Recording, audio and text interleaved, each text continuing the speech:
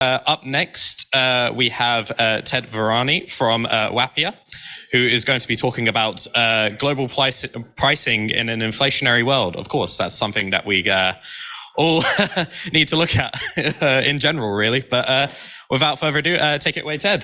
Okay. Thank you, Charlie. You hear me now? Okay? Yeah, we can hear you. Good. Let me just get this thing here settled up here. Got my little... Oh, clipper. Excellent. All right. Hello. My name is Ted Verani. I am head of business development for Wappier. We're going to talk about global pricing in an inflationary world. Topic, pricing just in general is something I love. People have maybe seen some of my presentations, have done a few pocket gamers in the past to know that often talk about pricing and monetization. That's what our company Wappier does. The other reason that I like it because it's kind of core part of the marketing mix, pricing, but yet maybe doesn't quite get the attention or respect it deserves within the gaming community. So, which I guess is kind of good for us. That's what we do. A little quick background on the company, Wappier.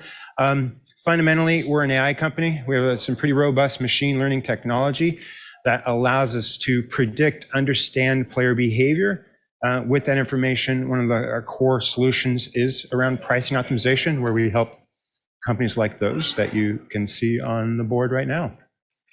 But let's get into less about Wappier, maybe set the stage a little bit in terms of pricing, kind of the opportunity. So, this is not just about inflation, but in general with pricing, most developers, you have to just take a one-size-fits-all approach when it comes to pricing. And that approach is really pricing for the United States and then letting the App Store do currency rate conversion for other countries. So simply put, mispriced for the majority of the world, and by the way, that currency rate adjustment, that just happened when you first upload your game. So if you've, I think that we're on parity now between dollar and the euro. So, now you're very mispriced if you uploaded your game, a while ago, because people respond differently to different prices, around the world. And this gets, magnified different purchasing power. And that's really what we do.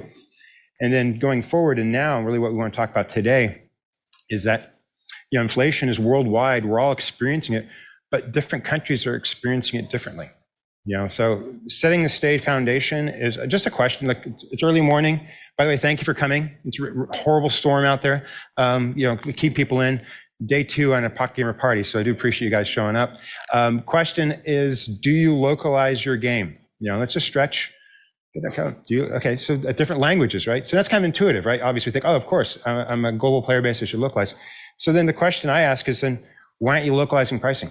That's like changing a number. Like, you, in effect, and then maybe, I don't mean to criticize, everyone, but, if you are just treating everyone like an American around the world, it's not right. There's no one size fits all when it comes to pricing.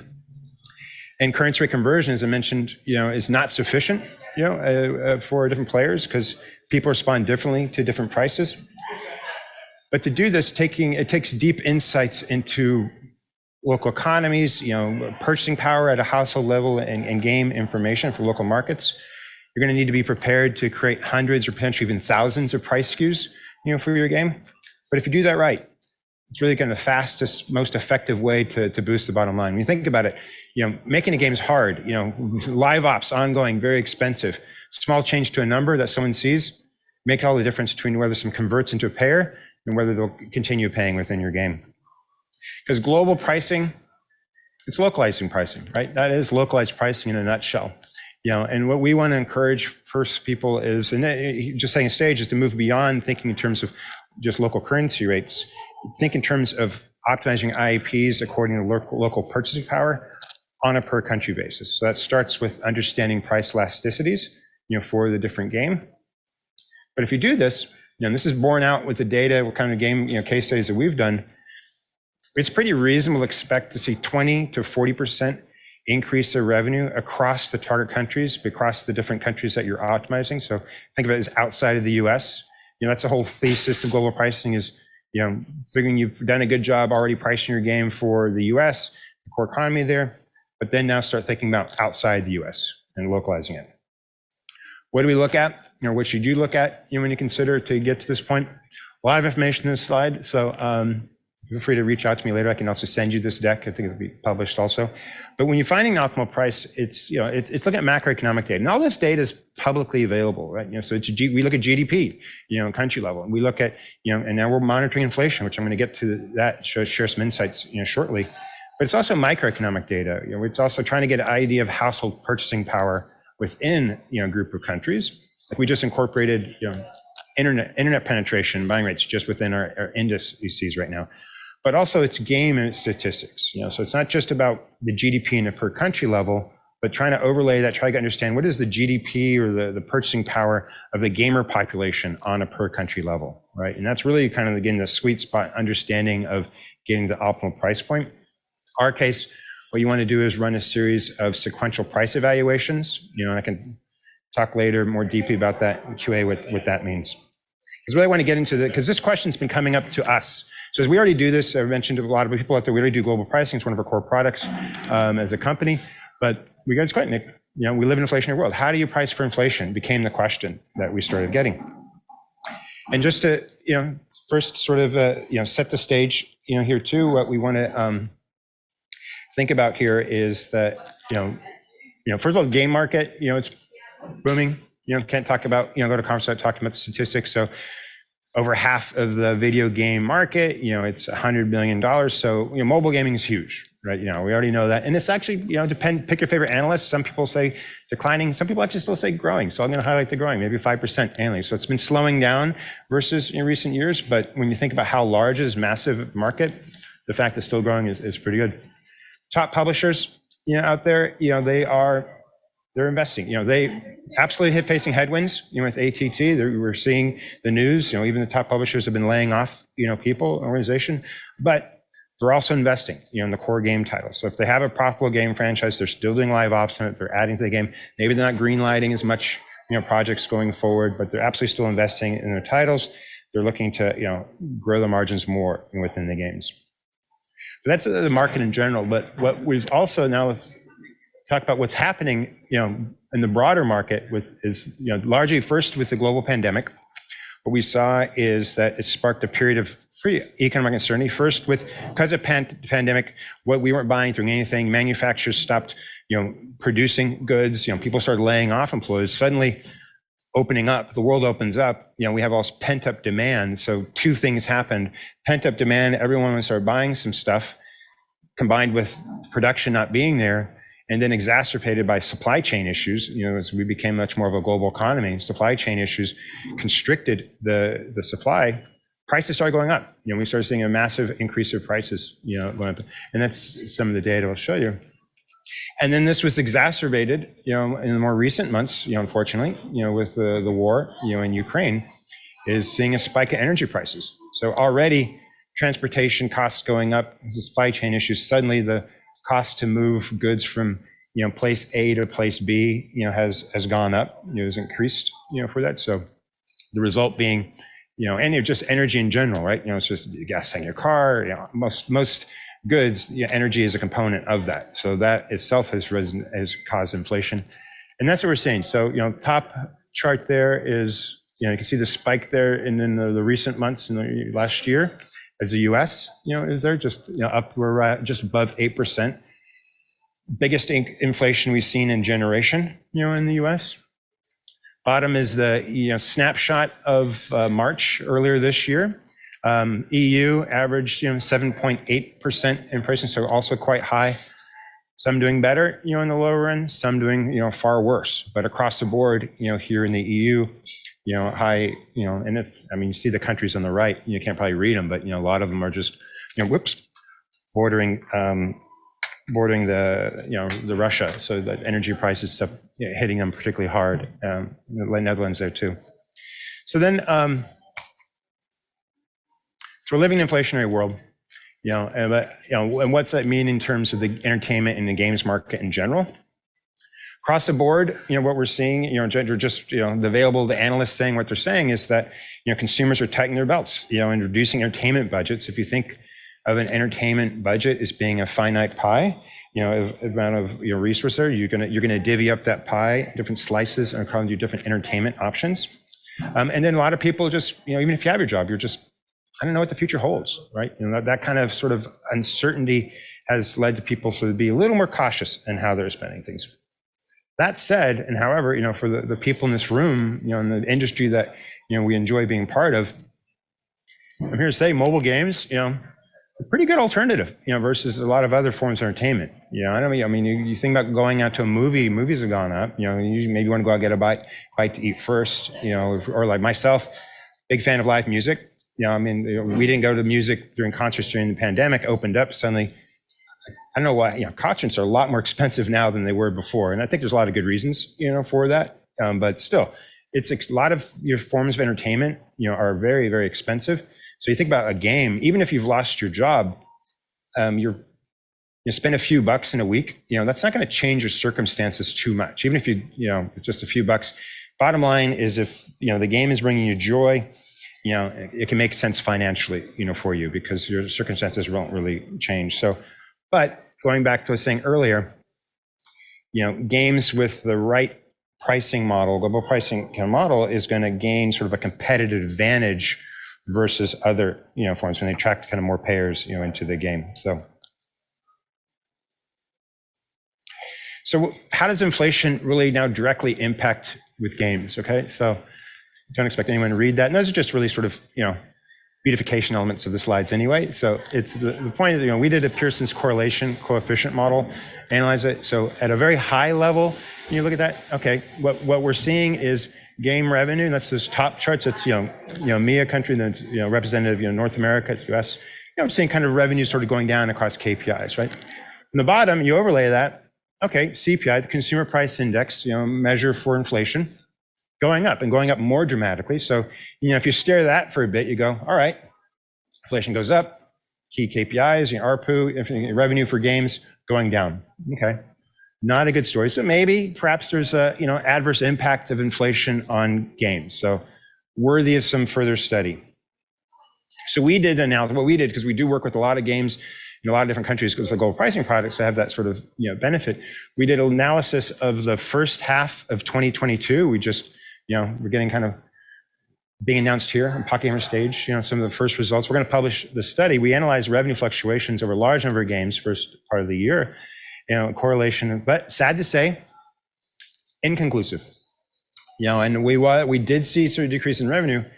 The hard part here is that we weren't really able to parse out sort of the differences. So was it inflation, because that is absolutely what's happening in time, or was it that we're comparing ourselves to the COVID bump, right? Because as we all know, while a lot of other people unfortunately were hurting, during COVID, we as an industry saw like the biggest gains ever, right? We just like people, like I was saying earlier about an entertainment pie, all those other entertainment options, went to zero, and then suddenly more people were playing video games. Of course, we benefited from that. Now we're comparing ourselves to those lofty levels. So, in fact, and I guess it's a remind ourselves that even if they feel bad, they're not so bad. They're not like before, the pandemic level. So we should remind ourselves that even if they're going down, versus the prior events, we going down compared to sort of just massive, growth.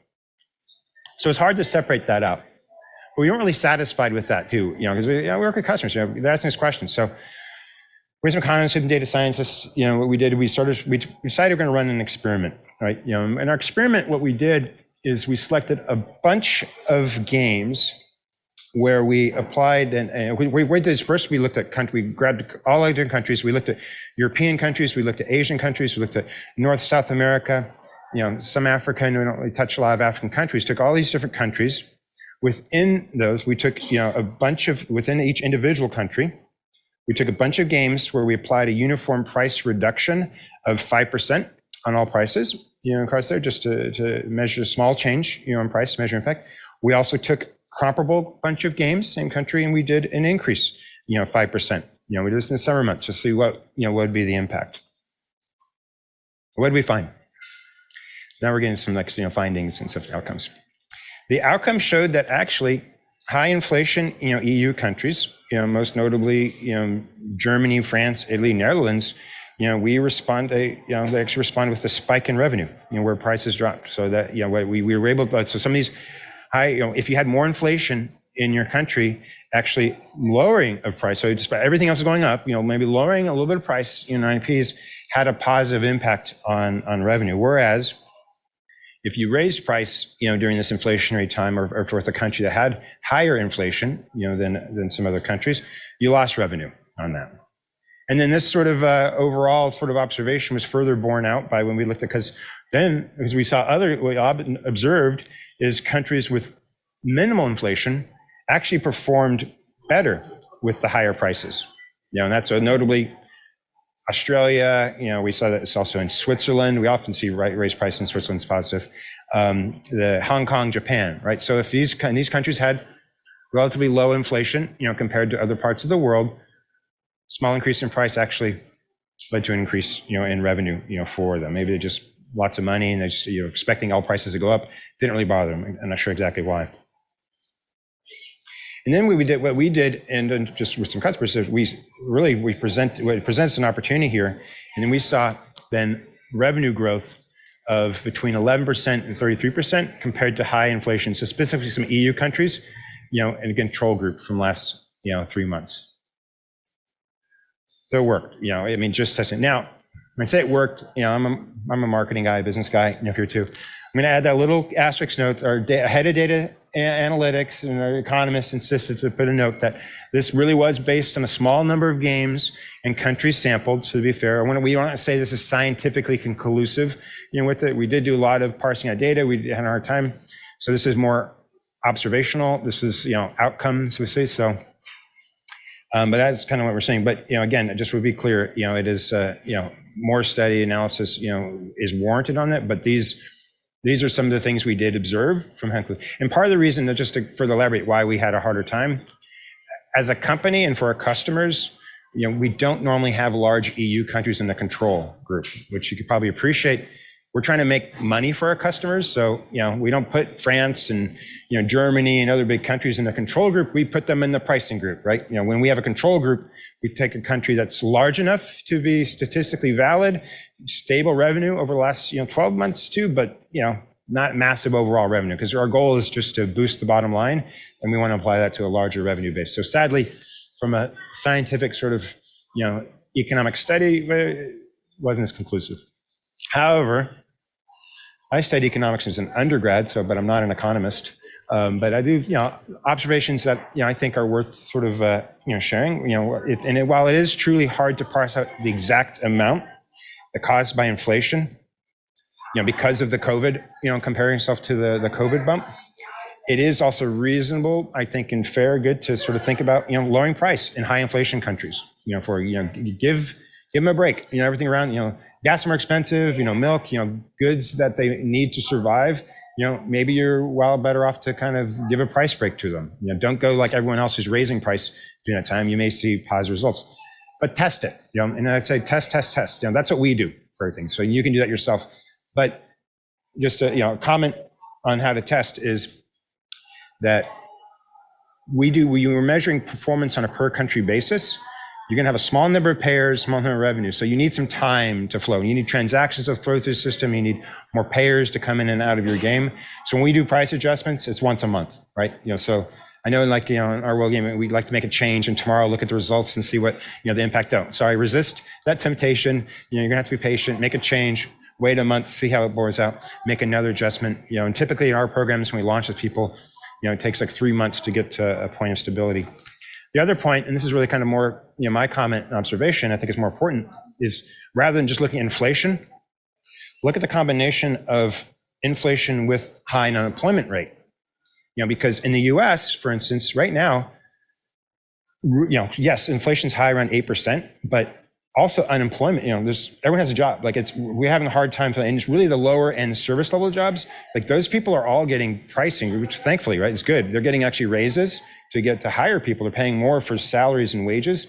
End result is that actually their wages are going up higher than the cost of things they're purchasing. So while they are experiencing inflation, they actually have more disposable income to buy stuff with too. And then if you think about people in the upper end, there's whales in your game, right? Anyone who's spending hundreds or thousands of dollars in your game, they're probably not impacted by the price of gas. Okay, so they're going to still, continue spending in the game. So just a comment with that, too. And then running out of time here, so just some, thanks. Closing thoughts is here too. think about global optimization program. And beyond just thinking, don't just, oh, I'm inflation, I got to figure out what to do because of inflation. You need to be thinking about the world is a very diverse place with a lot of different players in your games around the world. So you've got to think about, that's what we do. We optimize prices, and that is the best way to protect your income.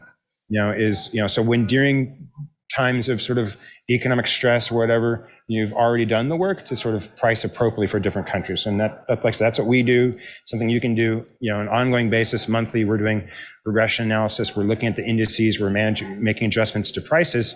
And simply put, we think a lot about the economy, what's going on, so that, game developers, they can spend their time making a fun game that people want to play and think about the in-game economy. And we can help with pricing.